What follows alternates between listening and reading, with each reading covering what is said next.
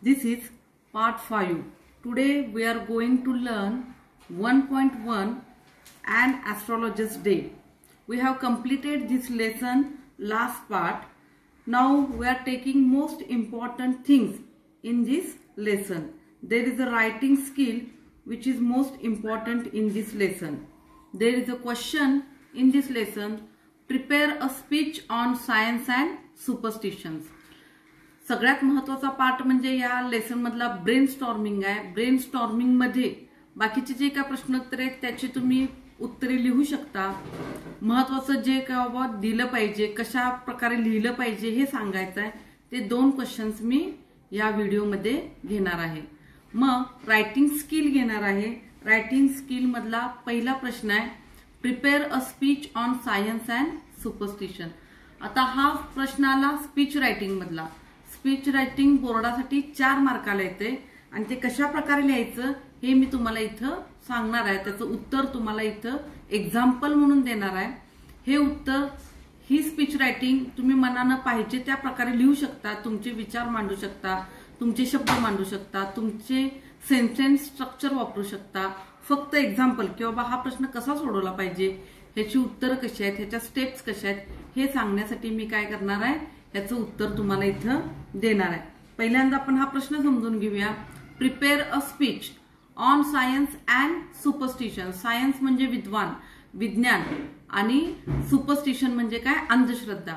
म्हणजे विज्ञान आणि अंधश्रद्धा याच्यावर काय लिहायचं आहे, आपल्याला स्पीच लिहायचं आहे. सुपरस्टिशन मीन्स अंधश्रद्धा.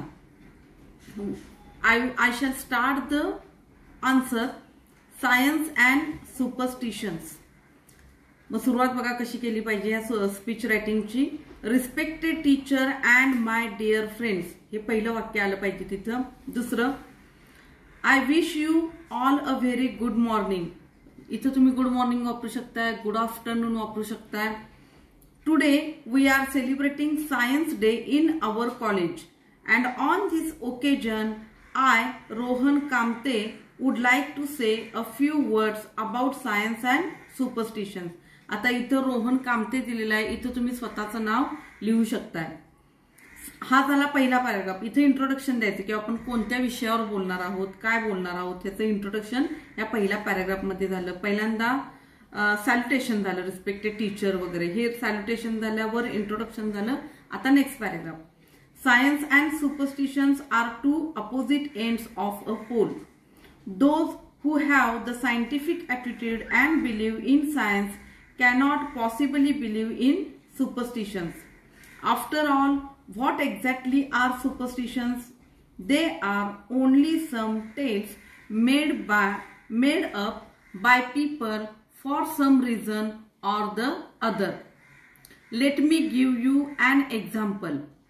Many years ago, in a house in a village, they were having an auspicious function. A lot of food was being cooked. A cat and her kitten were moving about here and there in the kitchen. Afraid that the cat would be trampled upon or may fall into one of the open fires, the mistress of the house ordered the servant to put the cat and its kitten under a basket, and to do so every time there was a function in the house. This became a superstition that in some houses people actually brought a cat into the house and put it under a basket whenever they had a function. This is what superstitions are all about. The superstition of the bad luck if you walk under a ladder too has its reason. The ladder could fold up and injure a person walking beneath it, or something could fall on the person's head. So friends, I request you, in this age of science, do not believe in silly superstitions. Keep your minds open. Be rational and logical. Analyze things. Believe something only if it has the backing of science. Thank you. अशा प्रकारे हे speech writing झालेलं आहे. अशा प्रकारे तुम्ही तुमच्या concept इथं मांडू शकता, तुमचे विचार इथं मांडू शकता. हा प्रश्न झालेला आहे स्पीच रायटिंगचा. पुढचा प्रश्न आहे ब्रेनस्टॉर्मिंग मधला, रायटिंग स्किल मधला. Read the following proverb, share your views and expand the ideas. आता प्रोवर्ब म्हणजे काय, म्हणी, की म्हणी वाचा, त्याचा तुमचे व्ह्यूज त्याच्याबद्दल शेअर करा आणि आयडिया एक्सपांड करा. आता याचं उत्तर कसं लिहायचं बघा. क्वेश्चन आहे, read the following proverbs, share your views and expand the idea. त्यातला पहिला आहे A, actions speak louder than words. मग यात पहिल्यांदा म्हणींचा अर्थ कळला पाहिजे, त्या म्हणीचा अर्थ काय आहे तो समजून घेतला पाहिजे आणि कशा प्रकारे एक्सपांड करायची ह्याचा answer I will give you.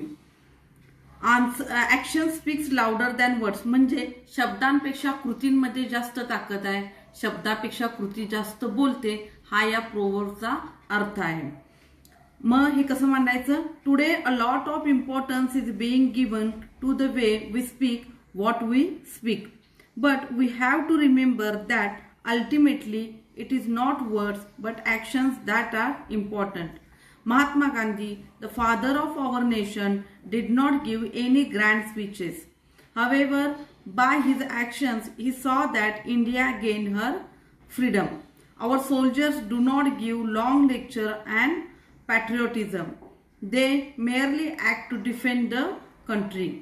What would have happened if they had only spoken but not acted? This is very well known proverb, is very when it comes to parent-child interaction. It has been seen that children observe the actions of their parents and imitate them, not their words. In the animal kingdom too, the actions of the parent are of paramount importance. During elections, politicians make loud speeches, but later on do not work. It is because of this behavior that they lose the trust of the people. Thus, we must act with responsibility, always remembering that people observe our actions and are not swayed by our words. हे झालं. हे अशा प्रकारे लिहायचं आहे. मग पहिल्या प्रोवर्बचा अर्थ झाला की बाबा शब्दांपेक्षा कृतीचं जास्त महत्व आहे. दुसरी प्रोवर्ब आहे, the face is the index of the mind. चेहरा हा मनाचा आरसा आहे. मग इथं काय लिहू शकता तुम्ही, facial expressions and eyes indicate one's thought. This is non verbal communication. That is why we smile when happy and frown when we sad. मग हे झालं. ह्याच्याबद्दल तुम्ही दुसरं एक्सप्लेनेशन करू शकताय. तिसरा आहे, speech is silver and silence is golden. बोलना अगर चांदी है तो ना बोलना सोना है, अशी हिंदीत ह्याच्यासाठी म्हण आहे. तशा प्रकारे बोलणं चांदीसारखं महत्वाचं असलं तरी न बोलणं, काही वेळा न बोलणं हे काय आहे, सोन्याप्रमाणे जास्त मौल्यवान आहे. म्हणजे काय, थोडक्यात कमी बोललं पाहिजे. नेक्स्ट आहे, argument is the worst kind of communication. भांडणं हे कम्युनिकेशनचा सगळ्यात वाईट प्रकार आहे. म्हणजे काय, भांडणं ही करता कामा नये. नेहमी संवाद झाला पाहिजे, तर विवाद होता कामा नये. म्हणजे काय, भांडणं हे वर्स्ट कम्युनिकेशन आहे. Attitudes are the real figures of speech. म्हणजे जर तुम्ही बोलत असाल, सॉरी म्हणताय, पण सॉरी ती तुमच्या जर बॉडी लँग्वेज मध्ये नसेल, तो पश्चाताप जर तुमच्या बॉडी लँग्वेज मध्ये नसेल, ती नम्रता जर तुमच्या बॉडी लँग्वेज मध्ये नसेल, तर काय होणार आहे, त्या सॉरीचा अर्थ काय होणार आहे, योग्य प्रकारे पुढे प्रकट होणार नाहीये. म्हणजे काय, जसं शब्द महत्वाचे आहेत तसं त्याच्याबद्दलची बॉडी लँग्वेज, ती तुमची बॉडी लँग्वेज खूप महत्वाची आहे. ॲटिट्यूड खूप महत्वाचा आहे. The wise man has long ears and a short tongue. शहाणा माणूस कधीही त्याची काय, लॉंग इयर्स, ऐकण्याची क्षमता खूप जास्त असते आणि जीभ मात्र छोटी असते. म्हणजे काय, शहाणा माणूस हा ऐकतो जास्त आणि बोलतो कमी. म्हणजे शहाणपणाचं लक्षण काय आहे, खूप प्रमाणात ऐकणं मात्र प्रकट कमी प्रमाणात होणं. अशा प्रकारे या प्रोवर्बचा अर्थ आहे. या प्रोवर्बचा अर्थ कळला की त्याच्याशी रिलेटेड त्या आयडियाज एक्सपांड करायचे आहेत. एवढंच आपल्याला इथं उत्तर लिहायचं आहे. अशा प्रकारे हे महत्वाचं होतं. ह्या प्रोवर्ब माहिती असणं तुम्हाला जास्त गरजेचं होतं. त्याचा अर्थ मराठीत माहिती असणं जास्त गरजेचं होतं. त्यामुळे मी ह्या प्रोवर्बचा अर्थ इथं सांगितलेला आहे. आणि अशा प्रकारे या पार्टमध्ये ब्रेन स्टॉर्मिंग हा 1.1चा सेक्शन संपलेला आहे आणि वी शॅल स्टॉप हिअर.